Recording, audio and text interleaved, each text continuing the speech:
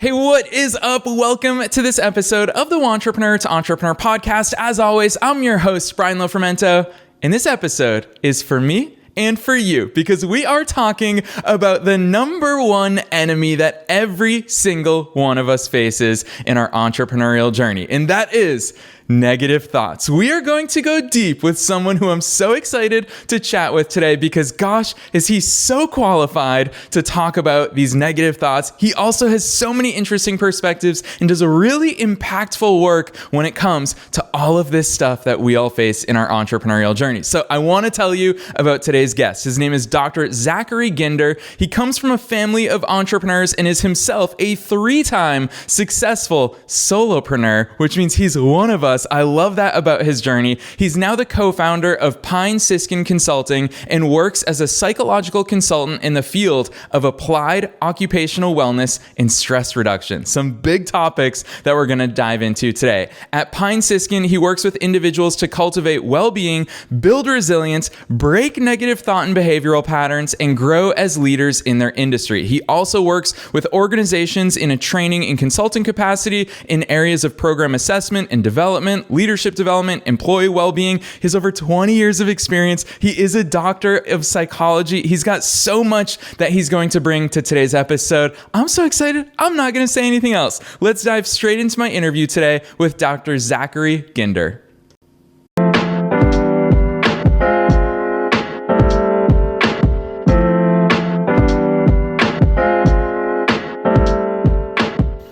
All right, Dr. Zachary, here we are. Welcome to the Wantrepreneur to Entrepreneur podcast. Thank you so much. Wow, what an intro. I certainly hope I can live up to it. But if I could just say real quick, Brian, that if I could bottle that energy that you have, that positivity, that energy that you bring to every episode, I'd be a millionaire. I mean, it's absolutely incredible. And I just have to express my gratitude and kudos to you for all that you're doing for our entrepreneurial community. It's absolutely wonderful.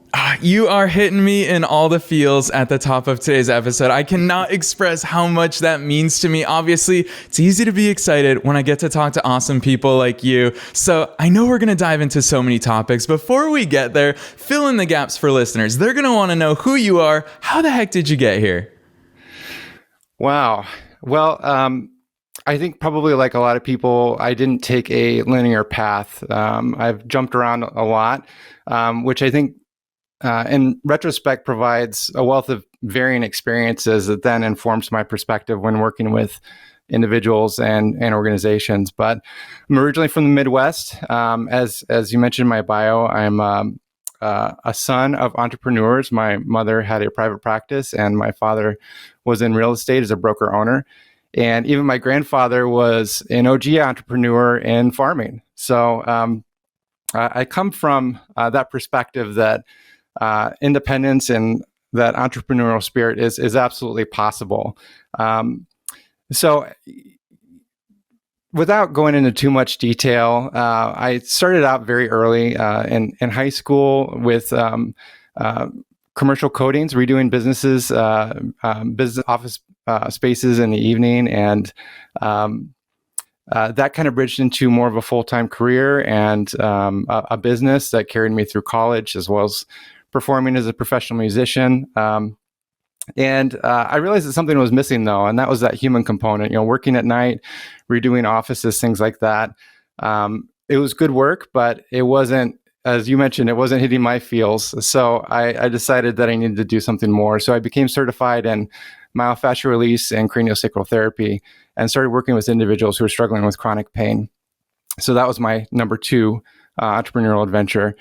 And I absolutely love that work. But there was a piece of that, somatic psychology, that I wasn't quite grasping. And I realized that I needed more training to be able to help support my community more. So I went back to school, received a master's in social work with a focus on work and life or industrial organizational work. And I had the opportunity of a lifetime to work at an employee assistance program at the university, developing a stress reduction program for their faculty and staff members. It was entitled Mindfulness in Motion, and I still actually offer that. It's I took it on the road, did a road show, and since then I've presented at national conferences for education providers, multinational corporations, really runs the gamut there. And from there, I continued on, received my doctorate in clinical psychology, and transitioned to coaching, and then now launched Pine Siskin Consulting not too long ago. Yes, what an overview. I think the way to sum that up, Dr. Zachary, is that in most rooms, you will be one of, if not the most interesting man in the room. I love hearing that background. And the one thing that I always like to say on this show is that, and it seems like you share this view, is that none of these things make sense in the moment until you look in the rearview mirror. And then you're like, that's how one thing led to another. And so I love that your own entrepreneurial journey. It's something I say to listeners all the time with interviews like this is, you are one of us. Like these guests, you understand the entrepreneurial journey firsthand. So when we're talking about these topics today, like you've lived it, you know how hard this is. And that's why in the intro to this episode, I said that we're talking about one of our almost common enemies, which is that negative thought. And I'm going to tell listeners what really caught our eye when we were researching to invite you here on the show is on your website. Your headline says, helping you get unstuck, break negative thought and behavioral patterns, find purpose, and thrive. Dr. Zachary, I think we have to start with negative thought. Where the heck does that play into it? How do we even start getting a grasp on that? Yeah, well, that's a big question, right? Because it is going to be unique for every individual that that I work with. But I think we have to understand that, of course, our perspective and our thought processes are informed by our upbringing, our current environment, the experiences that we've had. And that really forms a framework or a schema for how we approach the world. And it's also important to understand that many of us, simply from an evolutionary perspective, have a negativity bias. So we are geared to focus on the biggest threat in the room and to push everything else aside. But the problem is that doesn't always serve us in the long run. And we miss out on really good things when we don't take a pause and take stock of really what's in front of us right now, what is here right now.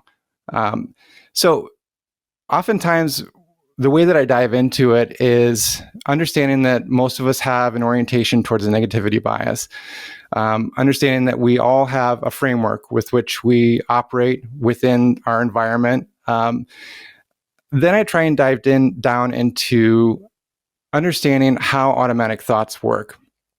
So, for instance, you encounter a situation, and that situation leads to a series of automatic thoughts. From those automatic thoughts, you have an emotional response, you have a behavioral response, and you have a physiological response. And the more that is reinforced by continuing that type of automatic thought process, the more it becomes ingrained in how we operate. And that carries through every situation in our lives. And that can create some real big challenges. To provide a very basic example, which I like to talk about a lot. Let's say that someone cuts you off in traffic, which I'm sure has happened to many of us. So that is the situation. That's our stimulus. Someone cuts you off. Your automatic thought may be, oh my goodness, that jerk. I'm so frustrated, angry, and upset right now. So that's your emotional response. You have that anger response. You have that frustration. You're also stuck in traffic. So there's all these things mixed in with your environment. Then you have the physiological response. You notice that your heart rate starts to increase as you begin to get angry. You start to clench the wheel more. And then you have the behavioral response. Let's say you may start driving more aggressively at that point. You may yourself start cutting people off to get ahead. And of course, that's not serving us in the long run. So what I work with folks on a lot of times is finding where the stop signs are. To first create greater awareness about your thoughts and your triggers, those circumstances that will automatically start to raise your heart rate, raise your emotional response, and trigger behavioral reactions that are not very helpful to you in the long run. And then to consider an alternate framework. So going back to the example of the traffic, which again, everyone has probably encountered. What if instead of saying, "Oh, that jerk, I can't believe that he did that." What if we said, "Oh my goodness, I hope he's okay. If he's driving that recklessly, something maybe is wrong. Maybe he is not feeling well. Maybe his pregnant partner is in the next seat and he's about to deliver a baby in the car. We just don't know." But when we change our framework, it releases a different set of physiological responses, and we're able to adjust our process moving forward. And again, the more we do that, the more we start to reinforce a alternate framework that's more helpful for us. And again, that's a general example, but it also applies when we start digging into those negative thought patterns, taming that inner critic, as I like to call it, when we're talking about especially entrepreneurship, where there's lots of fits and starts along the way. There's lots of fails, hopefully fails forwards, but yeah. So that's the basics of the automatic thoughts and how they begin. Yeah, I love that. I've actually never heard of the term of automatic thoughts. I like the way that you put that and talk about it. What it really brings to mind for me is my favorite book ever, like undisputed, is called The Magic of Thinking Big by Dr. David J. Schwartz. And in that book, he talks about it as kind of like the good angel and the bad person on our shoulders. And he says that dictates our thought patterns. When anything happens to us, whichever one of those shoulders you've made stronger, and we make them stronger by flexing them. The more you let optimism win and you start flexing the optimism muscles, that will become the muscle that jumps into any scenario. So I love that thought. But I think what really stands out in your answer of what you just shared with us is, I love how you said stop signs, where obviously awareness is a key part of this, but you said we need to identify and look for those stop signs. One of my words of the year is intention plus discipline. And it really brings us back to that, where it's just like, hey, instead of us just naturally, these automatic responses coming into play, let's look for a stop sign and let's us decide. Talk to us about how we take control of there. What is it, intention that we're talking about? Is it that self-reflection? How do we even start and understand that to add it to our arsenal instead of just automatically responding? Absolutely. That's a great question. And I love your angel and other on the other side of the shoulders. That's a great example. I imagine, especially with our inner critic, which I think a lot of us have, I imagine those old time weights and measure scales where you have both sides, where you put a weight on one side and you're measuring on the other. And so we have our champion on one shoulder, and we have our inner critic on the other shoulder. And it's important to have both, because when they're in balance, or relatively in balance, then they keep each other in check. So it's important to be rooted in reality as well, right? So sometimes that inner critic is important to help say, let's take a second look at that. And other times it's not helpful at all. And we need that inner champion to kind of take over and be like, no, absolutely, you got this. We don't need to focus on the negative at this point. But the first thought with kind of taming that inner critic that we have is becoming a wise observer of our own thoughts. And we can do this in many different ways. One of the most manual ways that we can do it is simply by acknowledging, sometimes in retrospect, boy, I could have handled that better, or boy, that did not go well. And then rewinding the tape and seeing, okay, so what was the initial point that I started noticing that I was spiraling downwards? What was the trigger? So for me, and full disclosure, and I want to really put this out there because I think it's important to eliminate the stigma surrounding mental wellness, including that inner critic, that I struggle with these things too. And I think that everybody does. And it's important that we start talking about it more so that we can destigmatize getting help and talking about it. Because all of us in some way are encountering these circumstances. But anyway, going back to the manual application of documenting this. So we're rewinding the tape. We're starting to take note. Okay, so when this happened, I began to feel triggered. And I noticed this physiological response. I noticed how I felt emotionally, and I noticed how I started to behave after the fact. So we start documenting that, and we begin to build a framework about how we're operating within the world, and what those things are that may be triggering us. For me, a lot of times it's compare and despair, to be honest with you. I see folks that are just light years ahead of me as far as their professional development, and I start thinking, darn, what am I doing? But then I start to spiral downwards, right? And I think that's very common for a lot of folks. So when we start to document it, we start to say, okay, well, I see that this is happening, and I'm observing it from afar, or what we call meta awareness. So we're observing ourselves in this process, and then we can start to insert those stop signs. So, okay, I noticed that I had this incident happen when working with a customer, and I noticed that instantly I was triggered. So the next time it happens, I start to feel my ears get red. I start to, my heart rate increases, whatever it may be, or I start to feel more down, whatever the case, and I can put in a stop sign there. And you can say, okay, I'm recognizing that this is happening. Some people name their inner critic. Oh, that's just so-and-so. That's just Jerry. I'm going to not listen to him right now, and I'm just going to move forward. So after we've identified those thought patterns and become the wise observer, then we can start to put in those stop signs, start acting differently in the process. So you can also, I like the scientific approach of testing the hypothesis. So when you have those negative thoughts, like, boy, this is never going to work, I'm a failure, whatever the case may be. One, is it true? I encourage folks that I work with to draw a line down the center of a page. On one side is the criticism. On the other side is the evidence that counteracts that. So I'm never a success. Okay, well, here are 5 things that I've done recently that were absolutely successful, even if they're small. And start challenging that inner critic to say, no, that's not true. And even if it is true on some level, that's okay too, because then we can ask, is this helpful? Is this helpful for moving me forward? Yes, some inner critic may be helpful as a motivator, but oftentimes it can become overbearing. And that's when we start spiraling downwards.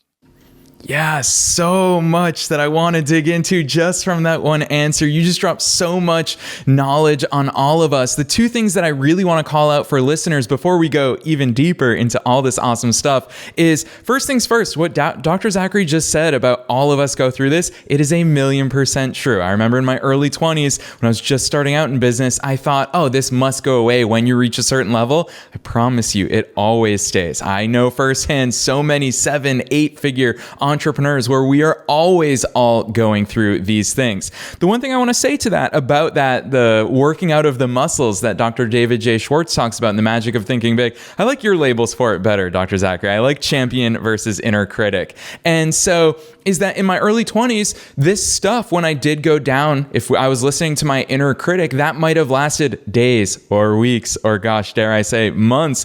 But now in my 30s, as a more mature entrepreneur and as someone who's worked out my champion more than my inner critic over the past decade, my inner critic might win out for 10 minutes and I can defeat him within those 10 minutes. So you just get better over time, but you're right, they never go away.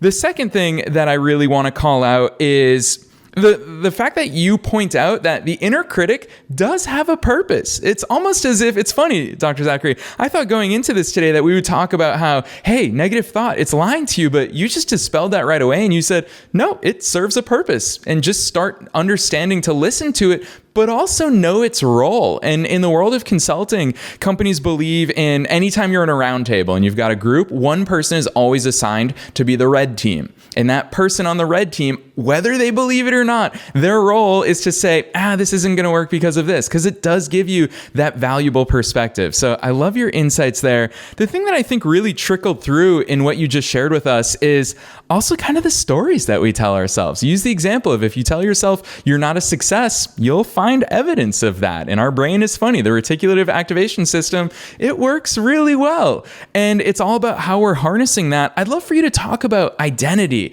and the stories, the narratives that we tell ourselves. how does that factor into all of this? Because as entrepreneurs, whether we are taking control of those stories and narratives or not, they're happening. What do we need to be aware of to start training and shaping that inner narrative? Such a good question. The narrative work is such an important one. And when I do exploratory calls with folks, I love this piece of it because immediately I begin to gain an understanding of how they see themselves and how they operate within the world. Because based on the stories that they tell, how they begin talking about themselves, how they see themselves, how they're stuck. And not in a judgment way for me, but to understand, okay, and then when I repeat it back to them, say, so what I'm hearing from you is whatever the case may be. Is that correct? Well, yeah, that is correct.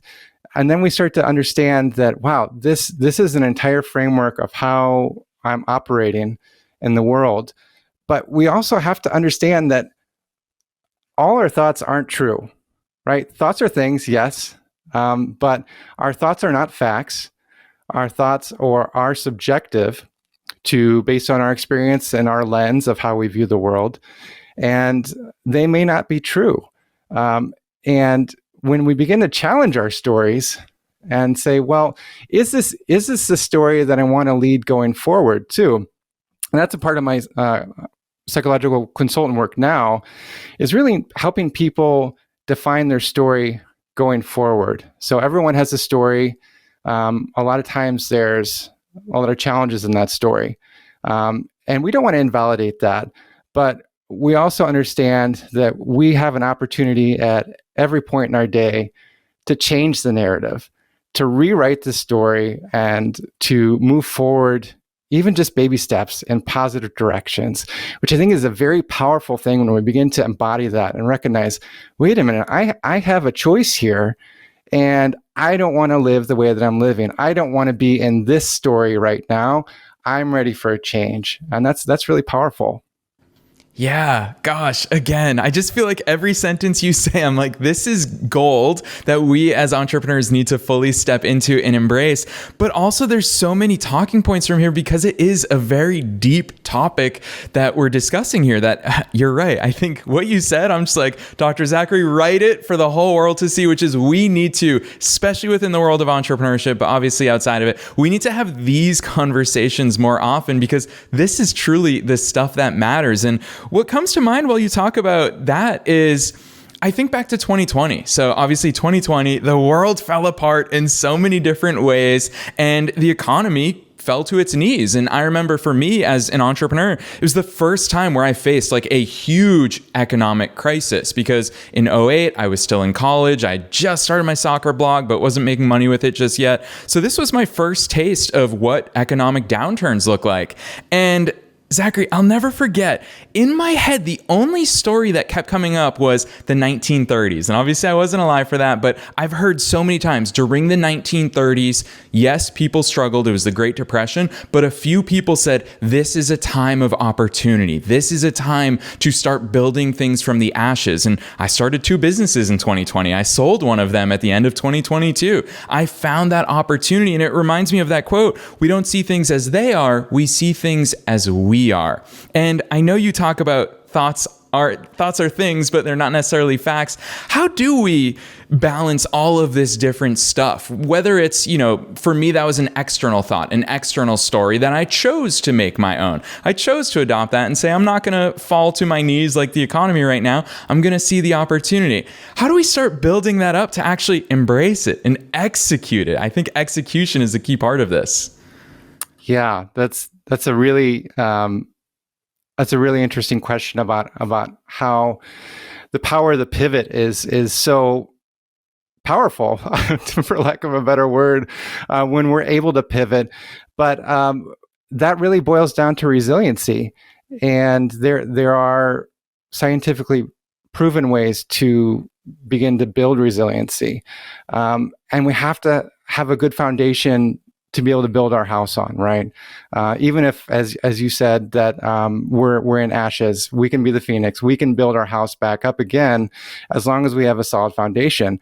And that comes down to our own personal wellness, our physiological and our psychological wellness, because there is one thing that entrepreneurs can't do without for too long, especially solopreneurs can't do without for too long without really starting to have it impact their success. And that is their own personal well-being and those around them ultimately too. So we have to look at how can we help build resilience. And there's a lot of ways that we can do that. But just to run through a couple, there's been a lot on the news right now with the Surgeon General's release of the loneliness epidemic. Social support is absolutely critical. And a lot of people may be launching out on their own, but generally speaking, we don't do this all by ourselves. It doesn't mean that you have to have family that's supportive. It doesn't even mean that you necessarily have to have immediate friends that are supportive, but we can build our own professional network. And that social capital piece is so important because as you begin to build a network of folks that, one of the reasons why I love this podcast, by the way, but as we begin to build a network of like-minded folks who are interested in supporting each other in endeavors like this, then it acts as a buffer against stress. It gives us a little bit of cushion to bounce off of so that when we do pivot, we're not hitting concrete before then we bounce back up. It also is a proactive measure. So the more we engage in social support, the more likely we'll be to be able to rebound from stress a lot quicker. Another one is intentional movement. So one of the most underprescribed, according to the clinicians that I work with, one of the most underprescribed treatments for mental well-being is pattern movement, physical movement, right? And I know you're a fitness buff as well, but it is doing any type of physical activity, even if it's a small amount. So I hear a lot from people, Dr. Zachary, I don't have any time. I barely have time to go to the bathroom, let alone to take time to go to the gym for an hour. There's a lot of, some research is coming out talking about the importance of even micro practices. So let's say you are one of those people that's working 12, 14, 16-hour days, which a lot of entrepreneurs are. Then we need to start relying on our micro practices. So there's things that we can do, such as a conscious breathing or diaphragmatic breathing, or progressive relaxation, where we tense all our muscles for a moment and then relax, and tense all our muscles for a moment and relax, tense all our muscles and relax. And even just a series of 5 to 10 seconds of that will start to trigger our systems to then begin to go back into homeostasis as opposed to that fight or flight mode. So even just these micro practices can help us. Of course, experiencing nature is another one that's a big one. Being outside, there's some really fun research that just came out. I love birds, hence the name of my consulting group, Pine Siskin. That listening to bird songs can reduce stress and improve mental well-being. But there's a lot of evidence about being outside that even if it's the backyard in a park, doesn't have to be like extensive hiking or whatever, but there's a lot of different things. Quality sleep as well, balanced nutrition. So all of these things are components to that house that foundation that we're building, so that then we can build our house on top of it. And it's a balance, right? Yeah, gosh, I love the fact that you use the analogy of that house and that foundation. And on top of that, you're giving us really actionable things. Listeners, never underestimate the value of a good walk. That's my secret in the middle of every single workday. And I love that you use the example of going out in nature and listening to the birds singing their songs. For me, my equivalent is being on the tennis court. If I'm on a tennis court, my brain is not capable of thinking about anything else other than running, swinging, focusing on the ball. Like that brings me so much joy and that foundation. And we're going real deep here because I think what it really makes me think of is, I hope I'm not medically wrong in what I'm about to say. Feel free to correct me if I am. But I remember years ago when I moved to Los Angeles news is a little bit wild. They have police car chases every single day. And inevitably, like the news obviously loves to cover bad things. And so I remember how many times on the Los Angeles news that there was a tragedy of, someone got hit by a car or a motorcyclist got hit. And I'll never forget one of the news anchors said in one of those reports, he said the reason why the victim is clinging onto their shoe had fallen off, is he goes, in times of trauma, we will grab anything that's familiar to us. And Dr. Zachary, the bridge that I want to connect here is that as entrepreneurs, that's the scary thing. I think what we're really getting at is the scary thing of entrepreneurship is that so much of our foundation is gone. When you have a 9-to-5 job, you have coworkers, you have a weekly paycheck, you have benefits, you have a retirement plan. And as entrepreneurs, it's all now up in the air. Literally nothing is guaranteed to us. So what is there for us to cling on? You talked about some of them, which could be family, a community of entrepreneurs, but how do we find that? I guess stability is really the thing that I'm alluding to here, is that you've been an entrepreneur yourself. You are an entrepreneur. We lack stability in so many ways. Where do we find that stability? How can we simulate? I don't know if that's the answer. Walk us through this complex issue of trying to find comfort in all of the discomfort. That's a really tough one, and I struggle with that too, and finding stability. And where do we find comfort? I think we have to, going back to that observer stance, we have to seek it out. We have to build it, right, with some of the techniques that I talked about, and we also have to seek it out and be intentional about it. Oftentimes, we don't take care of ourselves until something catastrophic happens, and at that point, it is oftentimes too late, or we have to really try and backtrack to get back on track. And we've lost a lot of the good stuff. Brian, I love what you said about the tennis match, because in that moment when you're playing tennis, you are absolutely present, right? You mentioned some of the things that you're observing during that time. We spend so much time. Evidence suggests that anywhere from nearly half to a lot more than that of our time ruminating on the past or focusing on the future. Now, it's important to focus on the future, right? Especially as entrepreneurs, when we're looking for stability, we're trying to project costs, everything else. But in our personal lives, we are oftentimes very poor predictors of what's going to happen in the future. And you can spend countless hours kind of going through various scenarios that will ultimately never happen in our lives. Ultimately, what we have is the present moment. And bringing our awareness to that present moment, kind of noticing, again, going back to the stop signs when, okay, I'm off in left field here, and this isn't helping me right now. I need to focus on what's here now, what's here in front of me that I can do as actionable steps, even if it's just a baby step towards something forward. Maybe I make that call. Maybe I send that additional email, that follow-up email, even though it's nerve-wracking. Maybe I outreach to a friend that I haven't, even though it's kind of awkward because I haven't reached out to them in a while. Maybe I do those things that provide a little bit of discomfort, but I can do it now instead of focusing on the future or things in the past that we can learn from, but we certainly can't change. Boom. That is such a powerful concept. I just feel like you are such a wealth of knowledge. You're pulling on literally all of the impactful things and lessons that took me way too long to learn, not only in my life, but of course in my entrepreneurial life. It reminds me of Eckhart Tolle in The Power of Now. It's exactly what they talk about is if you're anxious, you're living in the future. If you're sad, you're looking at the past. The only way out of those emotions is to live in the now. And yeah, it's funny that you pointed out and you called out my example of tennis, because I'm even thinking about what are the things I see, smell, feel, like what are those things? And like, as you were saying that, I literally pictured, okay, one of the things I pay attention to is the spin on the ball. I'm constantly looking at that level of detail on the ball. And that's the level of presence that we need in what it is that we're doing today to avoid those feelings of anxiousness or sadness that we feel for things in the past. So I love that.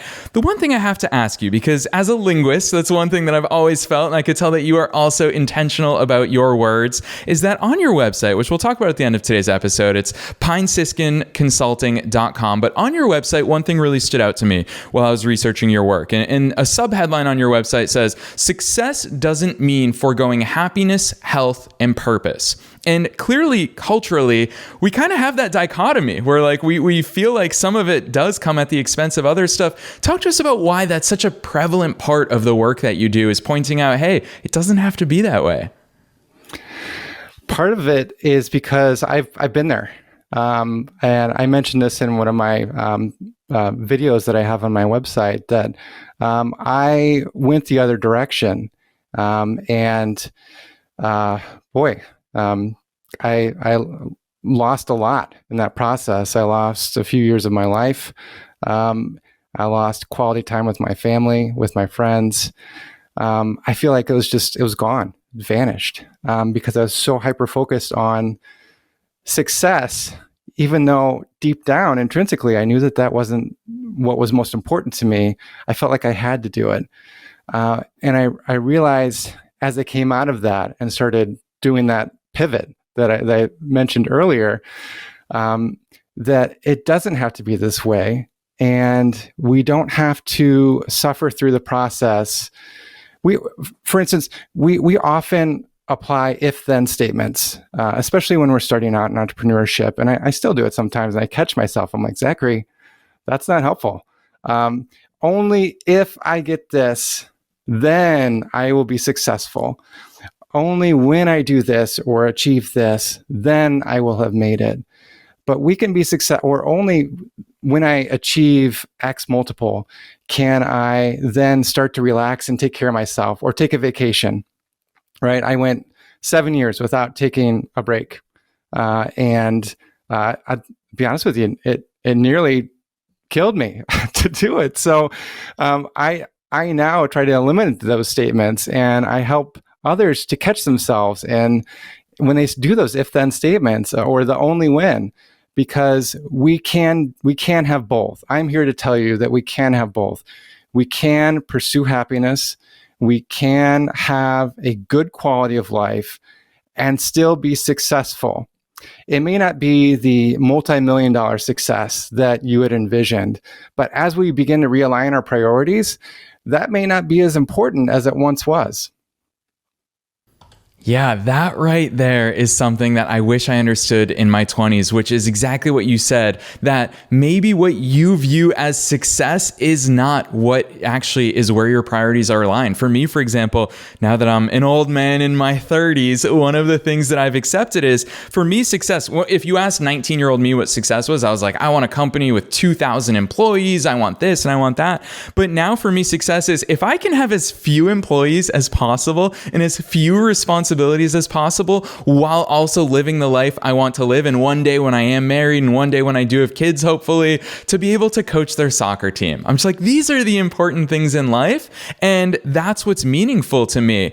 And I guess one of the things that I love about what you said is, gosh, Zachary, 7 years without taking a vacation. Like, I know firsthand how that must have felt and the weight that you carried with you. And I think one of the hardest lessons, I'm the same way as you, all of us entrepreneurs, we're a little bit crazy in these regards. But one of the things that I learned to get better at in my 30s was when I do step away from the computer, because I love my work, I love being behind a computer. But when I do step away in my 20s, I used to beat myself up for it. I would feel guilty about stepping away. In my 30s, I say, the work's going to be there when we get back to it. And actually recharging means I'm going to do even better work. If people wonder why I'm so energetic and enthusiastic on every episode, it's because I'm always recharged because I know how to take care of myself. So I love the fact that you show the importance of it because you brought it up there.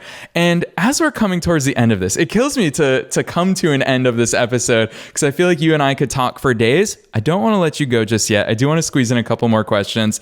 The first of which is about let's face it, we all want results and we want them fast. And we're talking about big, heavy work here. We're talking about breaking behavioral patterns, things we've done. To use another tennis analogy, one of my tennis coaches, shout out to Ian, who's the CEO of Essential Tennis, my backhand was really bad when I met him. And he would teach me the mechanics of a good backhand. And I'd say, gosh, I understand it. I'm a pretty smart guy. Why can't I get it? And he goes, how many times have you hit a backhand in your life? And I said, I don't know, probably, let's call it 20,000. And he goes, good. You're not going to hit a good backhand after 10 reps of that. So Dr. Zachary, we all have a lot of bad reps when it comes to our behavioral patterns. How long does it take for us to fix these things, and how do we even get there?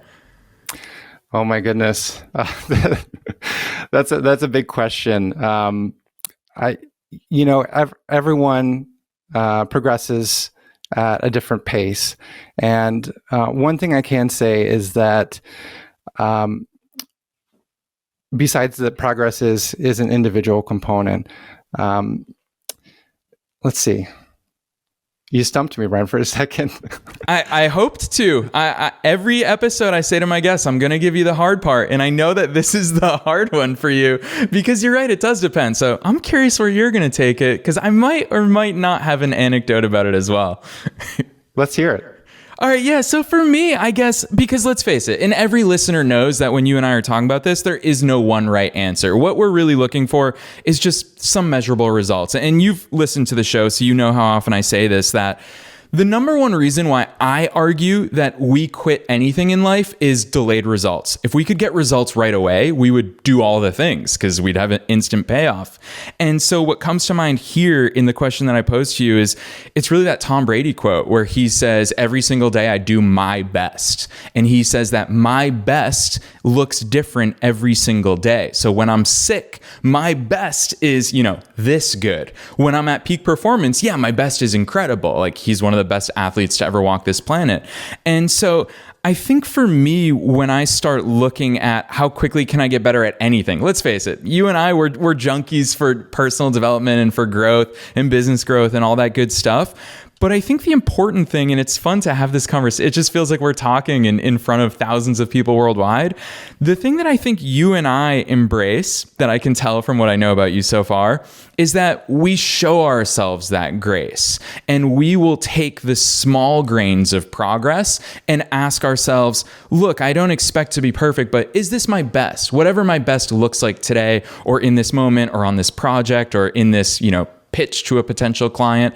That's the way that we look at it as opposed to time. But obviously listeners, they're going to want time. So I don't know. Hopefully this answers the question. I'd love to hear your thoughts on it too. Absolutely. We live in an age of instant gratification where we live in an Amazon age, where we can get something depending on where you live the same day or sometimes within a couple hours. So with that, we've essentially trained ourselves that I should be able to change right away. But I love what you said, Brian, about really celebrating those small wins. The power of reflection is absolutely incredible, especially when you reflect in a positive way. I'm a big believer in gratitude. And sometimes people roll their eyes when I say, let's practice some gratitude, because they're like, oh my goodness, I've heard gratitude so much. But I look at gratitude in a slightly different way. So when I first started journaling towards gratitude, I did the same things every day. I'm grateful for my home. I'm grateful for my family. I'm grateful for my health. And it became routine and rote, and it didn't really have any impact. So I started drilling down a little bit further and saying, what specifically went well today for me? What specifically am I grateful for in this moment? And how did I impact someone today positively? And if I didn't, how can I impact someone tomorrow in a future way? And really plotting those baby steps and celebrating those small wins really compound into building a lot more confidence and being able to really take stock that, hey, I may not be changing overnight, but looking to where I was and then looking at the journey to here, I've really come quite a long way. But it starts with really starting to reflect on where we've been and how much we've progressed. And if I guarantee you, everyone has wins. So something that when I'm working with folks, they're like, I can't think of anything. I'm just really failing right now. But there's something in there, even if it's a small step like seeking help or picking up the phone to contact a friend. Really anything. And I encourage the listeners here to get granular with it, just as you said, because when we start focusing on the small things, they build up and they compound. And pretty soon we're in a whole different place than we were just a few months before. Dang, I know it was a tough question, but you absolutely nailed it, because I think that's the important stuff. What you just shared with us, that's the important stuff, is that we took a question about timeline, how long it takes, and instead you gave us actionable steps to actually get there, because the reality is, who cares how long that it takes? If it takes a month, a week, a year, 10 years, being there in the end, that's the important part. And it reminds me of that quote. Obviously, I'm a sucker for quotes, is that the man who loves walking will walk much farther than the man who loves the destination. And that's absolutely true. Gosh, so many words of wisdom. My brain is going a million miles a minute through all this stuff. We talked about so much today, Dr. Zachary. And as we come towards the end of this episode, I always, you know this because you've listened to the show, I always give my guests the hardest part of the episode, which maybe it'll be the second hardest part in this episode, which is considering all the stuff. We talked about deep things, resilience, automatic thoughts, behavioral patterns. You talked right there again, when you talk about gratitude, you talk about all you're doing is working out the champion right there. Even more, you're giving the champion even more ammunition and more strength, so that that's the one that starts coming out when we're in these times of trouble or turmoil or obstacles, is that's the champion that we keep working out. So with all of these things that we talked about today, how the heck are we going to put a nice pretty bow on this? For listeners who are thinking, I feel fired up, I've got a lot of things to think about and to start executing, Dr. Zachary, what's the thing listeners should focus on and take away from this episode? I think if there's one thing I would say is to start. Whatever that is. I like to say that the start is not the finish. And people hear me say that a lot, but we are ourselves an iterative process, right? We're always a work in progress. We're continually growing. We're continually pursuing greater professional and personal heights. But we can't get there unless we start. So whatever that is, I encourage you to do a life audit. I say, show up for yourself, Sufi, show up for yourself and look at those areas where am I performing optimally, and where are those areas where I would love to grow a little bit more. And from there, start plotting a path forward. And we can have those aspirational goals, but I think it's also important to just take some baby steps, take an initial step, whatever it is, take a step today towards a better you, a better version of yourself that you want to be. So visioning that out as well is a powerful process. Where do I want to be? And then really reverse engineering it. How do I get started? I'm going to take a baby step towards that. Even if it's just sending an email or plotting out ideas for your business if you haven't started yet. It's really just getting started.